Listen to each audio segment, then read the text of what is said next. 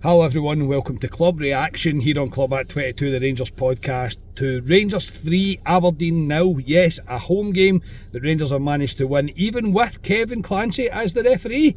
I am Scott Carney and I'm joined by Ali Pearson. Ali, that was alright, eh? It's actually quite enjoyable. It's hard to actually, usually when you come to Ibrox, last week was a bit, Sunday, the game there was a bit of a drab game, I thought, to be honest, but tonight, was... yeah, I enjoyed that tonight, Carney. Yeah, absolutely, I'm the same. I thoroughly enjoyed my night at Ibrox tonight. Don't get me wrong, Rangers still had the wee bits in us that we see and we've seen under Clement that kind of leaves that wee bit of doubt, that wee bit of niggling muscle memory at the back of your brain, but it probably shouldn't be a concern because our home record is clearly not an issue. We can perform at home, we can win these games at home. It's the away form is the one that sticks out like a sore thumb. But Rangers were good enough tonight and really good in stages with some players really standing out.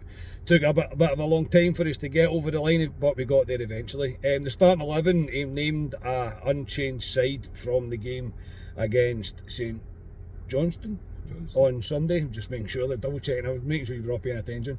An unchanged team. So again, Ali, sports science must have a Wednesday night off. Don't know what I thought is he might have started Tav at right back because Yilmaz has had a bit of a mare at right back recently for Rangers, which kind of continued tonight, to be honest. But wasn't shocked, to be honest. Danilo and Igaman kind of works. We've said about that as well. So that's from what I had to pick from. And what I would say on the bench, Carney, is which we were saying in Club Deck Corner was young Bailey Rice, so he didn't come on tonight, but he was on the bench with Lovelace and there was no Kieran Dill. No Kieran Dill, no Ravi Matondo on the bench. I don't know if Cortez was on. I don't know if Cortez was on the bench or not. Apparently Rice and Lovelace can't be on the bench for St Johnstone, but they can against Aberdeen. I don't know. Make your own mind up about that, I think. Into the game itself, Rangers started really brightly. I thought we moved the ball really well. I thought that our left-hand side looked very dangerous with Hadji and Jeffy. I thought they were looking absolutely on it. I was liking what I seen from them, and there was more to come from them throughout the game. But we'd managed to take the lead with a goal from the man of the moment, the one that we're all pinning our hopes on. I think Igaman. It was marked down our right hand side. I think it was Diomande or Danilo, I can't remember, that kind of smashed the shot. One of the two of them that kind of smashed the shot, but as composed as you like when it came back to Igaman. He just picked his spot. He just slotted it into the back of the net to give us 1-0. Ali, I want him to keep scoring goals, but I want him to stop scoring goals. He should have scored just before it, to be honest. He had a right good chance. He should have probably scored. I let him off because he's been very good recently. But he keeps going again, man. I don't know how many goals that is now. He's scored 12 goals or something. He's a real deal, this boy. He is. I don't want to get carried away with him, but at the same time I do. He's got everything for me. Power, pace, his touch is brilliant. His goals, he'll come on to a shot he had in the first half as well, which was a rocket. Build a team around him. Yeah, I'm the same. I'm very excited by Hamza Igaman. I'm not going to lie. I think he's just, he found a gem. He's just he's a proper striker. He really is a proper striker, and he looks the deal. He looks like he's got the confidence. He looks like he's got the ability to back that confidence up, and the guy just continues to score. So, and obviously the reason I'm saying I want him to stop scoring goals is because I don't want to see him leave. However, I know that the chances are at some point he will move on, but right now he is doing absolutely nothing wrong for me. He really is he's on fire just now. Rangers continued to kind of dominate the first half. I thought Aberdeen looked very poor in possession. I thought they struggled to keep a hold of the ball, as Ali just mentioned. A undershot from Igaman as it kind of came back to him at the edge towards the edge of the box.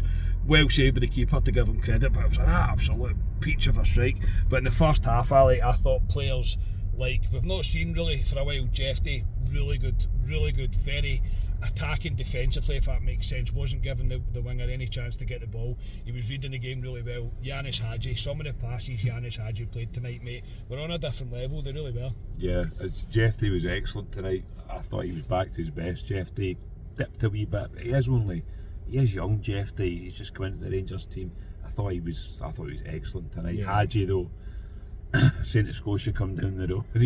Scotia's been singing about Hadji for God knows how long, and we've kind of poo-pooed Hadji. I thought he was fantastic. Some of the balls he played was just magnificent at times. His footballing brain, he's ahead of some of the players we've got at times with some of the balls he plays, but he was just, he was a joy to watch, Yanis Hadji, in that first half for me. And Aberdeen, you know what I like, a bit physical, and he was up for it as well. The only other one I would give a shout for, who we've not talked about yet, is Insial at the back. I thought he was, it's the first time I've really watched him properly. I know he's played the last couple of games, but very composed in the ball, which I liked about him. His balls up to Jeffy and Hadji on the left hand side were very good.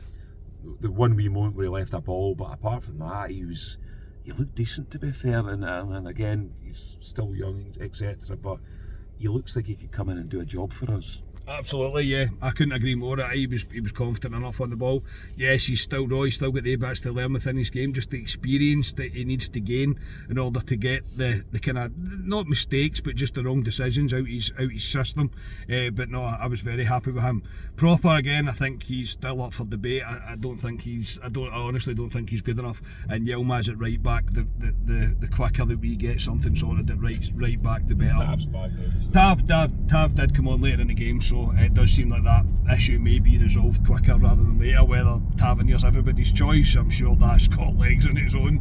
That'll be expanding on within the comments, I would imagine. The closest Aberdeen came in the first half was Diomande just shutting off in the middle of the pitch, taking too much time dilly-dallying on the ball, when they shot from distance, and that distance is polite. Ali, when it was going over Kelly's head, I got a wee bit of panic in me.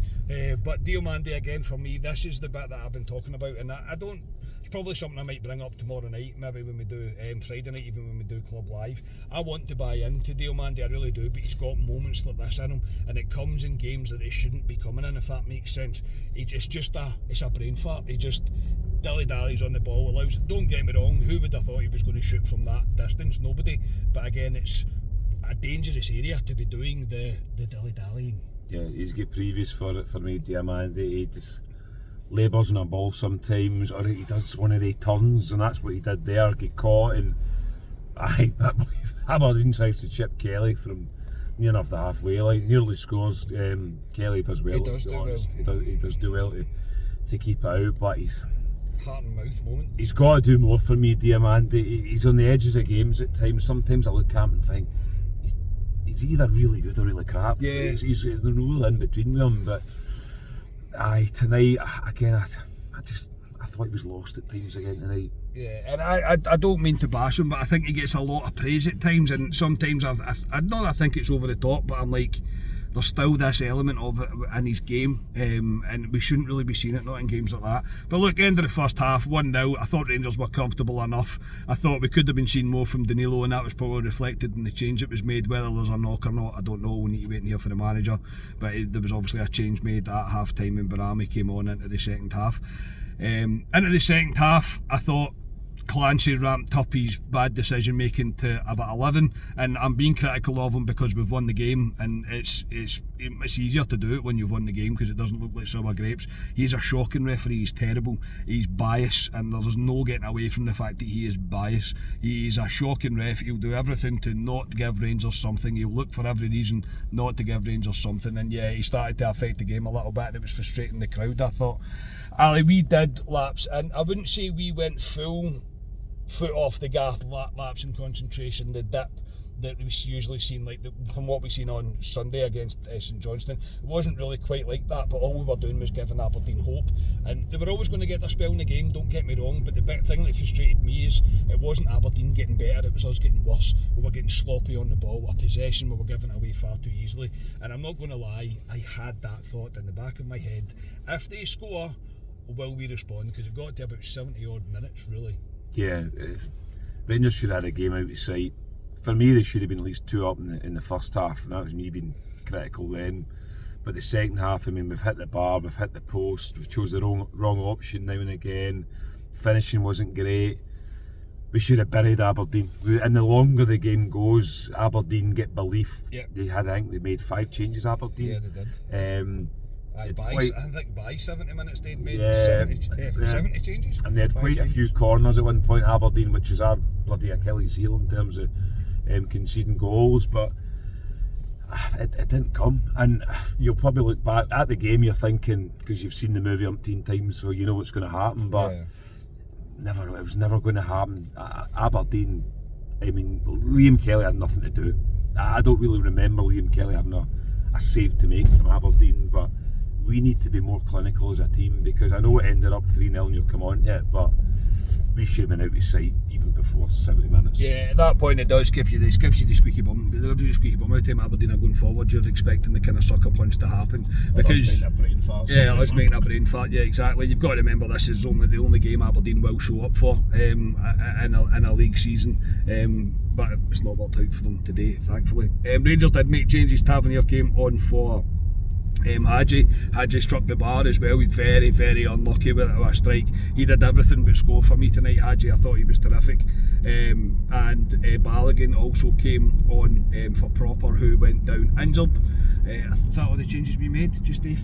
And Dessers come on towards obviously Dessers come on for Iggerman. But Proper obviously went injured, and Balogun come on and made a chance from was it a corner or the second phase of a corner anyway? And Balogun hit the post, and then Balogun and Enciala, yes, you heard me correctly, link up beautifully to make it 2-0 towards the end of the match. Enciala doesn't give up on the ball after a corner on the right hand side. He turns round, flicks it in with his left boot, and Balogun's there to head it home, mate. A great welcome back to the team, and at that point there was a sigh of relief because Clancy had found 7 minutes of added on time from somewhere. Yeah, well, to be fair, I mean, not to be fair to Clancy, but we made 3 substitutions, Aberdeen made 5 substitutions, Proper was on the ground for quite a while as well. I was expecting about 5, to be honest. Hang on, are you giving Kevin Clancy some credit here? I don't know this guy. I don't know, but I thought it'd be about 5, to be honest, but the Leon Balogun goal, Enciala does brilliantly. We put a lot of very good balls in the box today, Rangers. We did. And Jeff in particular. Yeah, a lot, and Hadji too, a lot of really good balls in. But this was a fantastic ball and just needed somebody there, and our best mate Leon Balogun was there to put it away. So it was a good welcome back for Leon. It was, and then Dessers was breaking through towards the end as well. And not going to lie, I had in my head he's probably not going to do very well with us, but I have got to give the big man credit where it is due. He does tremendous here. He turns the defender inside and out. Defender doesn't know what way he's going, and he takes it onto his left foot as he's breaking forward, and he buries it into the bottom left hand corner to make it 3-0 Rangers in a very, very comfortable night for us. Ali, I think Dessers' goal was very well received. I think it was a goal that we're not displeased to see him scoring. Should it be a parting gift? Then fair enough, but you've got to give credit where it's due. He does tremendously well here. That's one of the best goals I've seen with Dessers. To be honest, brilliant. Cherny should watch what he did, Dessers, to be honest, because Cherny was frustrating me in that game. Yeah, we wasted a lot of chances. God, but Dessers, when he's breaking free there, you're thinking, is he going to fall over the ball or something? But he's done everything right. He turns the boy inside out, sits him down, sits the goalkeeper down, leathers it right in the bottom corner. It was a fantastic goal, and Rangers deserved 3-0 is what Rangers deserved tonight. Yeah. Probably should have scored more, to be honest, but that was the scoreline that Rangers I was hoping I was going to see, and it was a really good performance by Rangers, and we've said that Ibrox this season, to be honest, but more of that, please. Yeah, absolutely. And Ali's right, I've probably not mentioned the amount of chances that we did waste, but Brahmi had a few shots that he maybe done better with. One that he was particularly unlucky with, from the edge of the box, that he kind of fired across the ground. It was unlucky. Cherny made the wrong decision a couple of times as well when breaking forward, and what Ridvan done it also as well. He went out onto the left hand side once Tavernier came on. But look, 3-0 is it's what you want. It's what you want to see at Ibrox. You'll take every game 3-0 at Ibrox, of course you will. And yeah, it's Ali's right. It was a good performance tonight, but we all know the home game isn't the issue. It really isn't the issue. That's just something that needs to be translated into away performances. And if we can do that away from home, we'll be absolutely fine. I'm sure we will be. But that's the bit that niggles in the back of your brain, I think. It's that, but at the end of the day, it was a lot more enjoyable for me than what Sunday was. There was another banner by the UB today. They did sing today. There was banners kind of popped along the Broomloan front as well, so it doesn't look like the issue's going to go away anytime soon, which I probably do agree with. But taking tonight in isolation, I enjoyed my night at Ibrox. It was worth getting out of the house to go and see Rangers win 3-0 against Aberdeen, and that's probably the biggest compliment I can give them, and that's for this season anyway. You're man of the match tonight? Hadji all day long. Yeah. I know the sponsors gave it to Igaman because they want to meet Igaman. Yeah. He can't speak English, so they'll probably just Smile. stand there and look at him. Smile up at But it's a shame he's not meeting you. You could have sang him his song. I could have sang that song because it's similar to my songs at the rally. Aye, Hadji for me, a guy. Me, you've written off, Carney, let's be honest about it. I didn't think he was good enough to play for Rangers. He's starting to prove for me, Carney, that he's got a role to play for Rangers going forward. I thought we've seen the best of Yanis Hadji tonight, the way his brain works. I know he's not the quickest footballer at times, but he doesn't need that because his brain makes up for it. Yeah. I thought he was fantastic, and I said that to Scotia going down the road. Yeah. So hats off to Scotia for calling Hadji. Yeah, absolutely, I agree. I give it to Yanis Hadji. I think Jeffrey's not far behind. I thought he was great tonight. I thought he didn't give whoever was playing on their right hand side, didn't give them a minute's peace when they got the ball.